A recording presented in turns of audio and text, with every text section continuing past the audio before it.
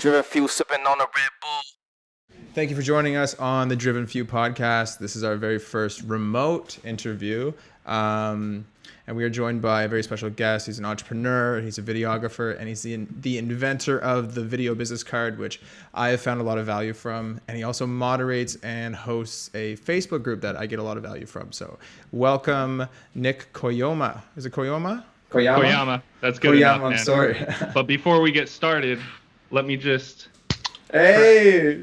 crack. Cheers to Red Bull. Thank you for supporting entrepreneurs. Absolutely. Yeah, no, they were an early adopter to this, and I got to respect them for that. So, so you're sitting right now in, you're telling me a new condo. Where is it? Santa Barbara? Santa Barbara, yeah. That's exciting. So, do you do most of your business in the United States or Canada or? Well, one of my main businesses is based out of Canada, but I have businesses that sell all over the world, some local things that I got going on, just wherever, just kind of follow my urges there. So, I mean, you're clearly a young guy. When did you get involved in business like this? You got how many businesses do you have right now is the first question. Second question is, when did you start? Yeah. So, full disclosure, I don't run any of the businesses that I own. I'm just not that type. I realized not early enough, but I realized a couple years ago that I'm just not CEO type. I don't possess the organization and management skills.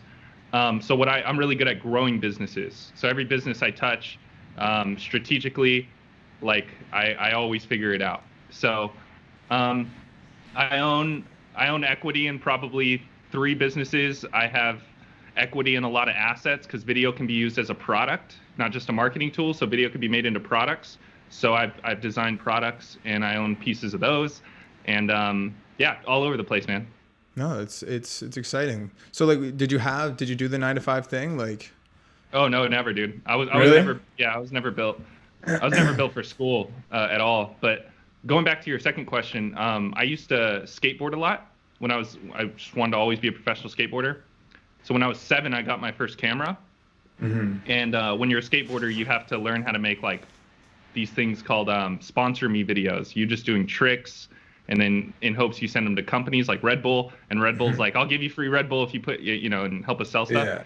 So I closed my first business deal when I was 9 years old for an energy drink company. That's hilarious. Was it Red Bull? No, it wasn't. Oh. But I was on their apparel line, so I had to sell shirts, and I kind of learned and began my process of like what actually makes people buy things. And I learned pretty early on, it's not just doing a bunch of cool tricks and slapping a logo on. It goes a little deeper. And since then, I've been hooked on video and what it could do. But I also would like to add that I did rack up 4 sponsorships over my career and broke 13 bones. And I decided to switch into. Can we still is that footage available online? I'm sure it is. There was actually a website that facilitated all these sponsorings and things. And sometimes I'll type in my name, and on like the 5th page, you'll find it. I forgot what the name is, but yeah, totally. That's incredible. So, I mean, that must have been your big flex when you were in school, like coming up, just, hey, yeah, I got sponsors. Was that a big thing? Yeah, well, the dangerous thing that happened for me is I did a lot of music videos. So I was working with some of the biggest names, some of the smallest names. So in like high school, when I'm working with like, YG or Exhibit or Kendrick Lamar, it gets kind of, there was a lot of clout, but I started taking responsibility of like trying to be a good role model. Yeah. And I shifted pretty quickly into not letting it get into my head and like being more careful about the things that I did because I knew how influential they were. No, I mean, and that's how I stumbled across you online, was just, I see this guy who's just giving, you have done enough to the point where you're just like, hey, everyone else, because creatives have notoriously been shit at making money and not figured out how to run businesses. They don't necessarily go hand in hand. So when I found someone who, like, the one person who was preaching, what I was doing, and like I this is my 3rd business myself, but it was refreshing to hear someone say, not just like hyper focused on gear and hyper focused on these little like, minuscule things. And you're like, yeah. So Yeah. no, that was really really cool to see. So no, it's good that you learned that quickly. So I gotta ask, how did you start working with like YG and stuff like that when you're that young? Exhibit. How does that happen? Dude, it's all serendipity, man. Like, um, it was funny. I have like some sisters that I don't. They're like half sisters. I haven't been close with them my whole life, and I remember one of the first conversations I had with one of my sisters. That again, I've like never had a conversation with. She was like, "Hey, my husband does video," and he was the head of video at the Hollywood Reporter, which is one of the biggest medias out in Hollywood. And so she connected me with him, and he taught me so much about music videos. I got an internship. I was the youngest to ever intern at the Hollywood Reporter to this day, and Awesome. I was able to just understand. Here's the thing: like humans are highly adaptable. So when you start getting around like the big names, it's not. It's just normal. So you begin to understand the flow of things, how you contact these people. Like with Kendrick, like I was just at a show filming for a totally other artist, and one of his I don't know, handlers came out and was like, "Hey, dude, can you come and film backstage for us?" And I was like, "Sure." So Yeah. like, certain stuff is just like pure coincidence. Certain stuff is intentional. But the world's a small place, man. It is, yeah. No, it was cool. I was lucky enough a couple months ago. I got to shoot. YBN Corday was here, and I've been a big fan of his since I heard his album come out. Actually, since he dissed J. Cole, who's also a big fan of. I'm a big fan of. But no, man, it's pretty incredible. But at the same time, you're like, I got to do my job. I'm not gonna like go star crazy. You know, I'm just gonna treat him like a guy and hopefully get some dope shots, whatever. Bring the stuff together. So yeah, so that's what drew you toward video, was just like that connection. Yeah, man. And Video the skateboarding. Really. Video is just magic, man. To me, like from the beginning, I'm thinking back when I first saw my first video camera, someone using it, I was like, dude, this is some kind of mystical thing. And it always just fascinated me.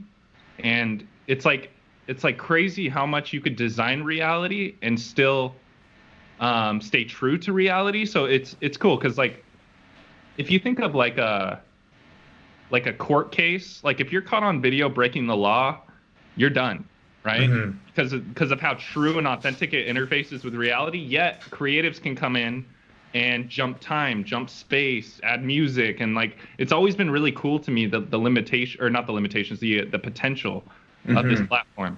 And that's kind of like my mission now, is just to spread the good message about what this platform can do for the average person, the average business, just about anybody. There's not a single person in the world I think shouldn't be using video in their life more. I know. It's exciting, man, because I remember when I was a kid, I got a camera for Christmas, and like I was a big camera nerd about it, and like always doing videos and stuff, but it was like a nerdy thing to want to do. Like I would stay home from school, and like I'd make my own green screen and like, you know, throw stuff in it and all that. And then I remember someone discovered my YouTube channel. I was like, fuck this, I'm deleting it all, you know, because it was just like, you know, you're 14, 13 years old. But now it's just everyone needs to embrace it. It's helping so many people grow their businesses, connect. Like I wouldn't be able to connect with you right now if it wasn't for video. Like we're, I don't know how many miles away, thousands of miles away, but here we are. And I'd like to add that it's not just a good marketing tool and a connecting tool. Like the whole world is shifting into the digital world. And I say world, it's like, to me, it's important not to think of the internet as a tool, but as a whole other reality where physics are different. You know, you could be in all places at once. And if you look, the whole world's shifting there, from communities to economics to politics to connection and relationships, and everything's shifting here. So video to me represents almost like the perfect kind of tool to merge your identity, merge your business models, merge your message. And it's no longer like a nice thing to do or an accelerant. It's literally the front door into this new world. And if people don't understand that and they don't come into this new world, they're going to find themselves extremely limited by their own devices, like time and space and their own talents. So, you know, to me, it's as happy and positive as I like to be. This is a serious thing for me, because I see a lot of businesses that can solve real problems totally not recognizing this. and getting swept under the table by the people who do, which usually not all the times are people who do it better, have a better solution than they do. I have a question, like strictly from like a video production company owner to another. So for those people who can't grasp that, like the people that don't see that, because I believe in what you're telling me right now. I believe that as fact as well. For those who like think, oh, you know, it's just a fad or whatever. Like, do you ever, from a business standpoint, try to convince them, like, or is it always just like, you know, they don't get it, they're gonna miss the ride? No, never. I never give up on people. I think the most important thing about buying into video is that you buy into yourself first. So like, if you understand how attractive you are, your personality is, if you understand how amazing your customers are, how amazing your product is when in use, that's the building blocks of understanding why video makes sense. So if we as video people don't take it upon ourselves to identify that this is a reality that are worth capturing and why, then video is just like another marketing tool, right? But if you can tell people, like, look, the look on your customer's face when they use this product, that and this whole experience of them using the product, that is what sells. It's just limited. So let's unlimit it. Let's unbind it. It's about identifying pieces of reality, in my opinion, that are worth capturing and explaining why. And then video does the best for the job. But so many times we get in these conversations of like, video is a good marketing tool. This is a good marketing, like, and we talk about video. We need to talk more about reality and influence, and then video kind of plays a good role after that. If that makes sense. No, it does completely. I mean, and I think this naturally goes into my next question. Like, so was coming to this conclusion the reason you came up with the video business card? And could you also tell a little bit about that? Yeah. So I used to own a coffee shop. That's a whole story in itself. Actually, it was a dying coffee shop, and I saved it with a cell phone video campaign. And we have time. I would love to hear that. Yeah. Well, it's I'll say it in a couple of sentences. So I was traveling the country shooting a documentary on coffee shops because I believe coffee shops were another portal to the new world, because like people on computers, and it mixed well with people, you know, physical and all these things. So I was traveling the country, and I was in Florida. I made it all the way across the country, and I looked at my Instagram and saw my local coffee shop was closing. So I just kind of flew back. I made a deal with the owners, like, let me launch one campaign and see if we can boost this up. Launched a 3-day campaign, tripled their sales. They gave me a piece of the business as a thank you present. So anyways, I was sitting in my coffee shop, and I had a meeting with a dog trainer. You might know this story, Allison Rogers. And she wanted this like 3-part video series that she promised to her audience. But I was listening to her, and I was just falling in love with her business and her personality. And I realized that, because I was asking her questions, she spends 1,200 hours a year on sales calls doing exactly what she was doing with me, like telling everything. And to me, it was just like, I hit her up, I think that night. I didn't even come up with it in the moment. I might have, but I think I came up with it that night. And I hit her up and was like, hey, for tomorrow's shoot, or next, you know, it was like that week. Can I like have the same interview? Can we have a conversation on camera, and let me just cut it down and see if we can use this before your sales calls and see what happens? And literally after the video was done, shot and edited on a cell phone. Didn't edit on a cell phone, sorry, shot on a cell phone. She went from spending 1,200 hours a year on sales calls to overnight closing 98% of her deals without ever hopping on a call. Wow. She was able to go from her backyard to a multi-acre land. She's one of the top dog trainers in the country right now as far as revenue goes. Like she has one of the biggest dog training companies in the world. And she has a book, and she's been able to do all these things because we recognized what was actually working and used video to not just automate it, but upgrade it. And that's like the most exciting thing about this subject to me, is that it's not just an automation tool. It does it better than you can. When you know what you're doing and when you work with the right people. No, man, I love that when people are passionate about what they do, and like, it's not just the medium that we're creating, it's the solution for the client. That's awesome. Yeah. So yeah, I actually, after like, I've been engaging in the Facebook group you moderate, and ended up selling my first video business card last month, and Nice. She's posting it tomorrow, so I'm really excited, and I hope that really does a lot for her. So, no, I mean, yeah, like it was your passion. I could see it was like a genuine passion for what you do, and I was like, this is the kind of mentality that I gravitate towards, and I think it's an important way to. It's important to be able to like explain it to people who might not understand it. You know, like why the video matters so much. So where did you start? Were you both based in California when you got started into business, or? I was an hour up. You know, grew up in a pretty poor family. You know, Section 8, four of my brothers and sisters sleeping on the ground, kind of thing, and just gravitated towards the outside world because there was literally no space in the inside world. And again, dude, I don't know how to say this. But it's like just understanding how people work and how the world works has put me in the position that I'm honored to be in to understand how video works. And I think when video people, here's the big dilemma for everybody listening. Video is the most powerful business tool in the world. And I'm not talking from a marketing perspective. I'm talking marketing, sales, internal processes, products, everything where business take place. But you have an industry that does not teach marketing, sales, business principles. So here we have the most powerful business tool in the world, completely inaccessible by the people who need it, and they need it now. So, like, the reason that I have kind of assumed position of, I don't want to say leading the charge, but doing what I can to... You're leading the charge. To transform the industry in my own little way.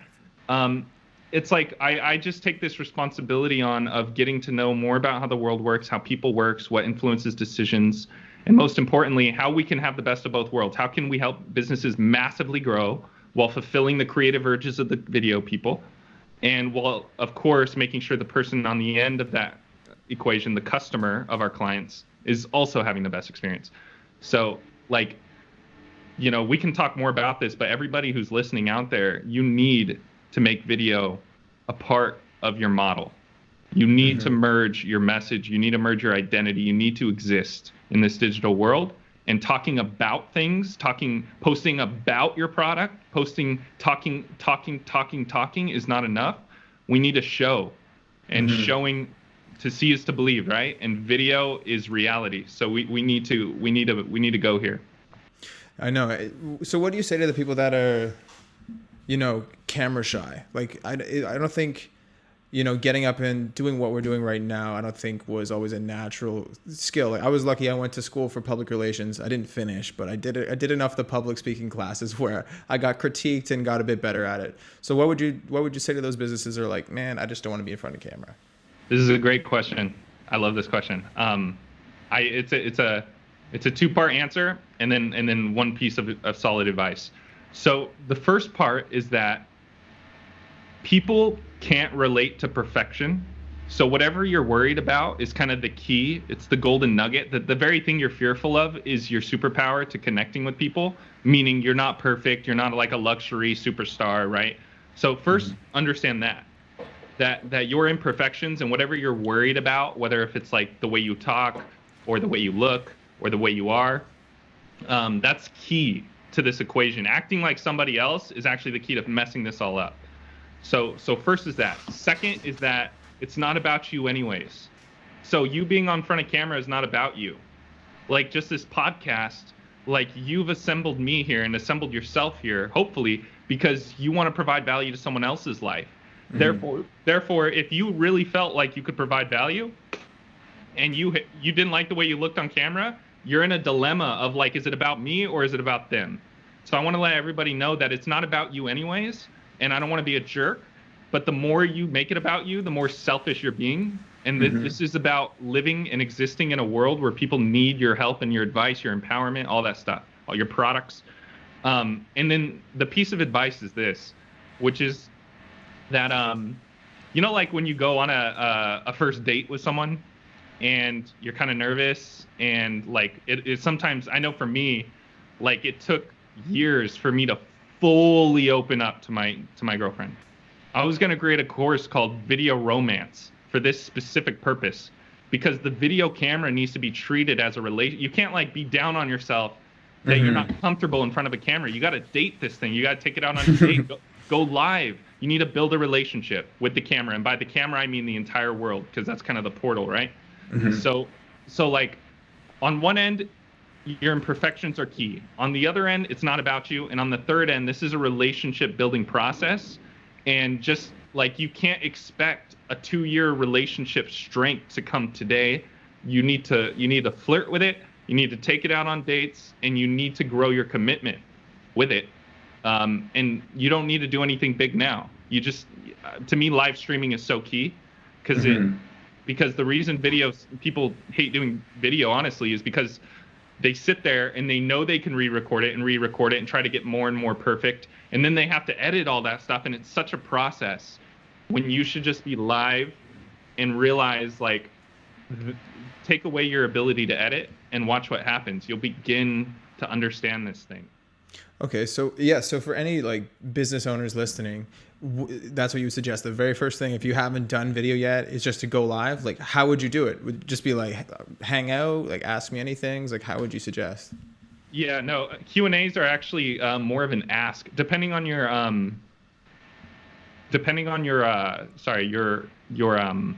your positioning. So like, if you have a bunch of people wanting a Q&A, that's cool. But if you're just starting, there's I call it tape, the tape method, like Scotch tape. So there's 4 kinds of pieces of reality you can capture. There's thoughts, actions, people, and environments. Okay, so like your thoughts are like giving updates or inspiring people or whatever. Actions, like, are you doing something that you can capture? People, the people around you. A part of showing your reality is not just showing your face. Okay, spin the camera around and like show the people you hang out with. And then environment, just this is more of a video thing, but like show where things are taking place. Like if you're in Santa Barbara, like show people. So for me, like the first thing I would do is drop people into the deep water and do something like why I do what I do, and see if you can have that conversation with people. Absolutely. And watch what happens when you begin doing that. Absolutely. No, it's funny your things you're pointing out. That's the intention behind all the positioning. We have 3 cameras here, so the one is just like over my shoulder, one showing the environment, and then people. So no, that's good. No, I think that's excellent advice. I think that's something I need to do more too, is go live. Yeah, maybe next time we'll take this. If we have a conversation again online, we'll take it live. Just have. I love being able to bridge the gaps, like geographically speaking, when it's just not feasible, and we can just be like, hey, what's up? Yeah, and post-production's a bitch. I mean, oh yeah, so there's that too. What do you, so I guess like you've obviously given this a lot of thought. What do you see as the future of video? Like, what's something that's going to be on the cutting edge in the next 6 months, or like what's 2020 going to have cut out for video? I guess I shouldn't assume that you've already thought about this, but if you have. Oh, totally, man. It's all I think about. Well, I think there's going to be a lot of people trying it out and build it. Like it's going to be people at different parts of their relationships. At the cutting edge are going to be people who take their most powerful assets, like the most powerful things happening in their business experiential wise. So like big sales pitches, products. People who make video products right now are on the cutting edge. And I'm talking like the real ones on the cutting edge. I'm not talking about like people like me who just have a video product company. I'm talking about like local companies who go global because like that chef knew that they like make something in a way that would help like a bachelor cook for girlfriends. You know what I mean? Like just little things where people understand like, wow, and I'm going to keep saying this, not only can I automate this and scale it, but I can help people better than I would do in person. And it's that mind shift of understanding that video transcends marketing. It literally can be used in any process where experiences are happening. So like I've gone into companies and made sure that like training new people happens perfectly through video. Like that's not a marketing video.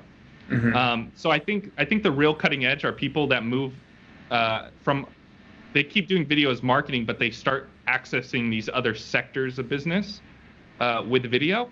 And to be honest, I think it's up to people like you and I to come in and lead this charge, because business owners don't understand video people don't understand business, but here we are having this conversation.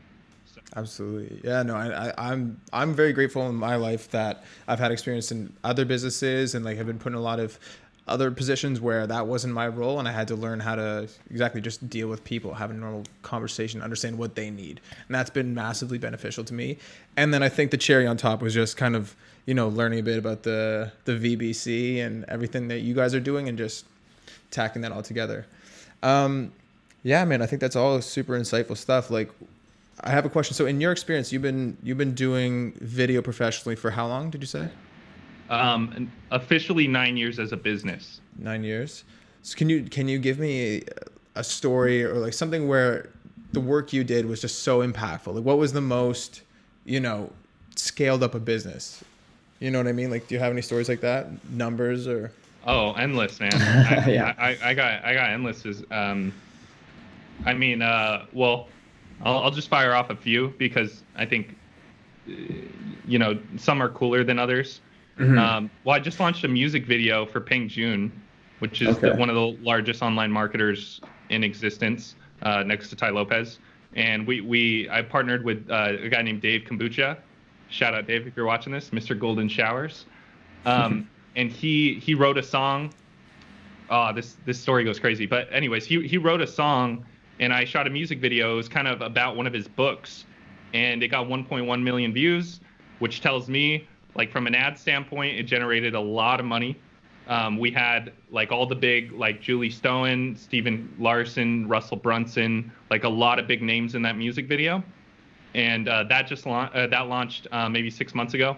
Mm-hmm. So that just hit 1 million views a couple months ago. So that was really cool. I went into this MLM company. Are you familiar with the model? For those, for those of you guys knowing, it's kind of like the pyramid scheme where you have a product to sell, but you get paid by signing up other people, and there's like this kind of team building aspect. So like the people who join these companies, it's important that they get stoked and they start like building team.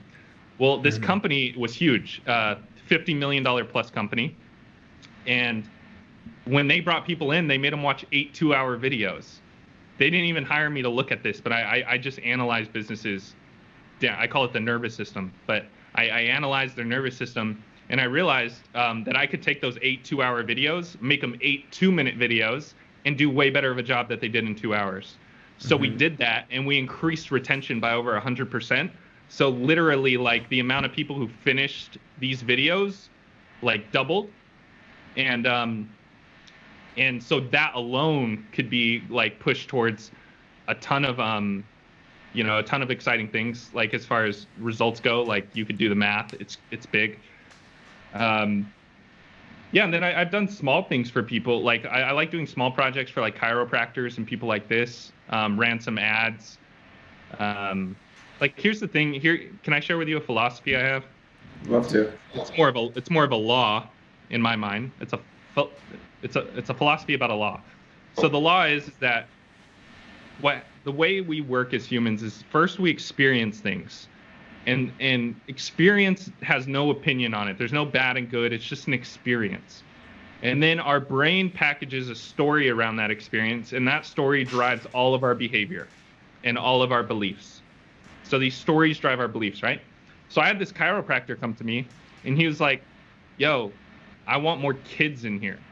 But the problem is that people believe that kids can't go to the chiropractor because it's, like, dangerous. That's the story they have.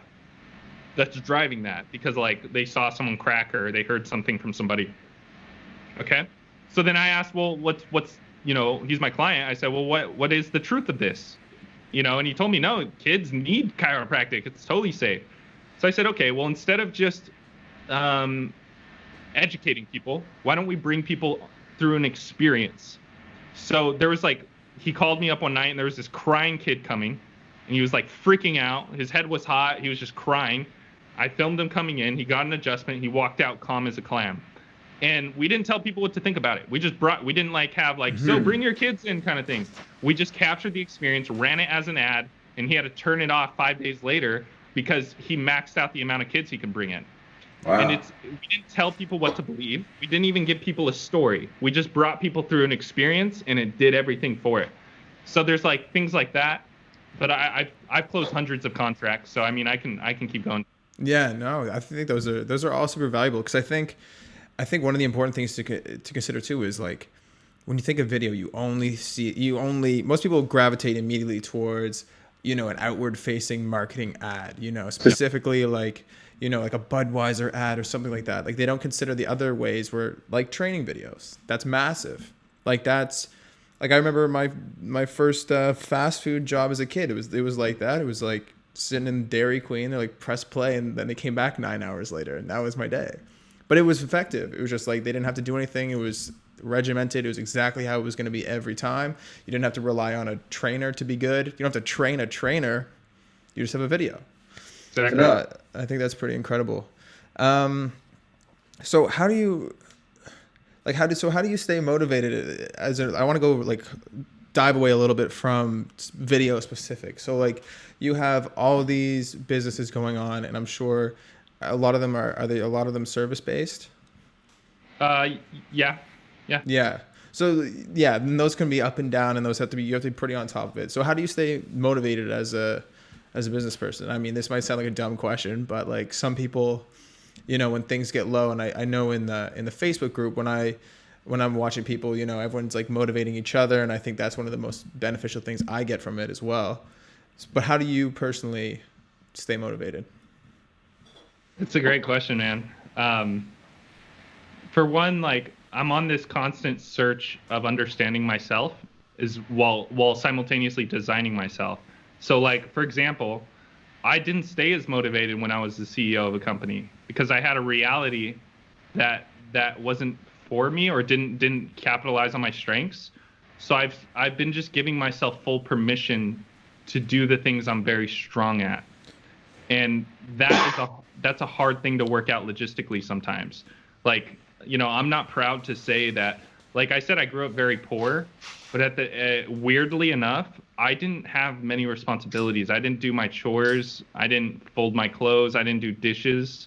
So, like, still to this day, like, I don't even think I've done my laundry before. Like, so I have to hire people for this. Not that I can't figure it out. It's just that is, like, an example of me, like, figuring out something I'm not good at and putting in the work to make sure I'm not doing it. Mm-hmm. Hey, sorry. So one thing is, I built a life around me. I'm not good with, like, managing a dozen responsibilities at any given time. So if I'm going to do a video project, it's immersive style. I have meetings, right? So a lot of these things that my lifestyle is built off of is what I know about myself. So I guess the first thing is I take out demotivating factors from my life. That's, like, the first piece.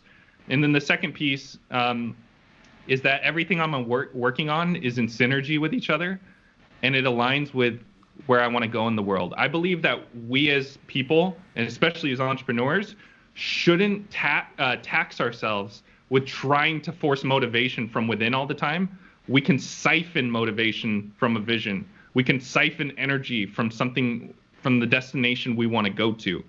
And that, when I wake up and I think about what we're talking about, like, we need to be doing video. There's businesses and problems that will go unsolved if these businesses aren't successful. Video is the most powerful business. Like, to me, there's such a link of logic between the things I'm doing that, like, it's constantly motivating. And then lastly, feedback loops. So even if I'm unmotivated, everything in my external motivates me back. You motivate me.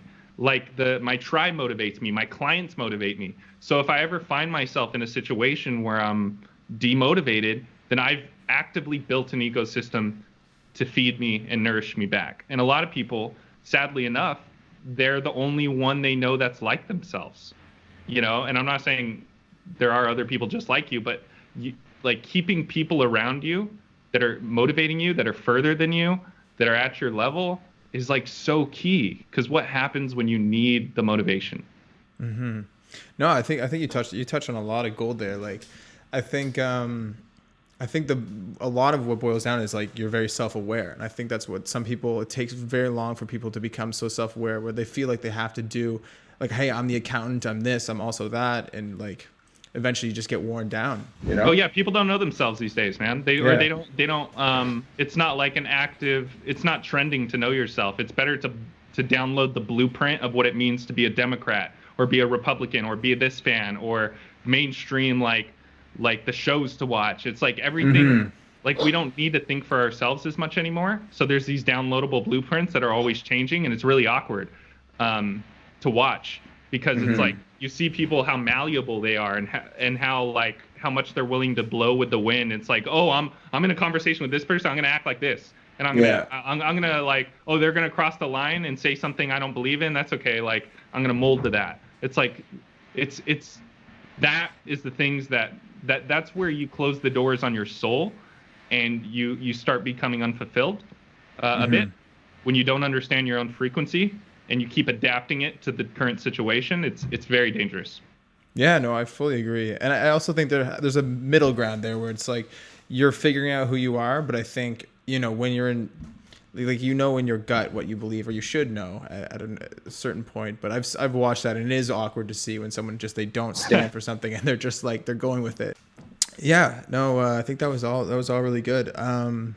Is there anything else, like, I mean, I know this is a little bit shorter than we were anticipating, but I think you gave a lot of gold so far. Was there anything that you wanted to touch on specifically? I know when we spoke earlier, like you had a little bit of an angle on the video not ruining your market kind of thing.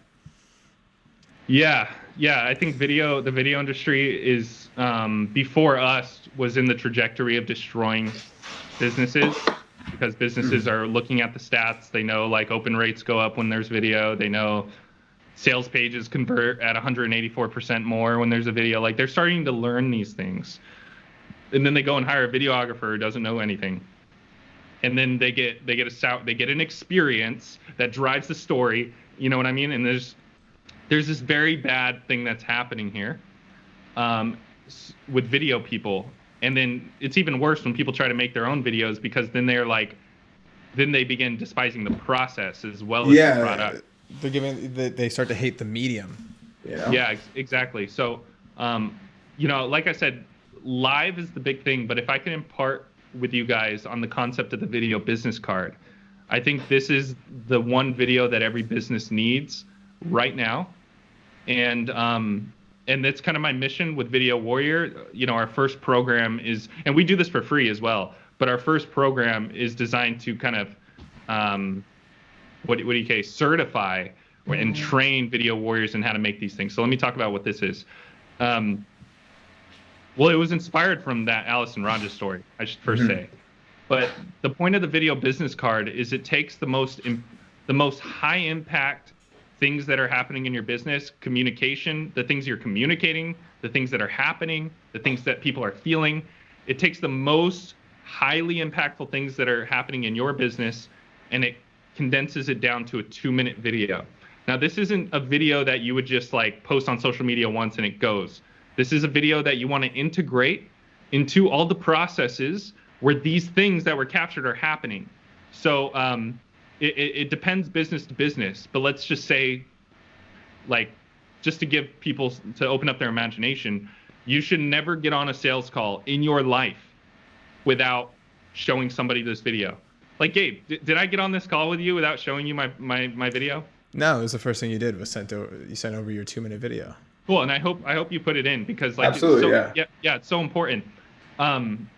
You should never talk to an investor or investors without showing this video. You should never try to get on press or PR or on Ellen DeGeneres without showing this video. You should never negotiate with vendors. You should never hire an employee.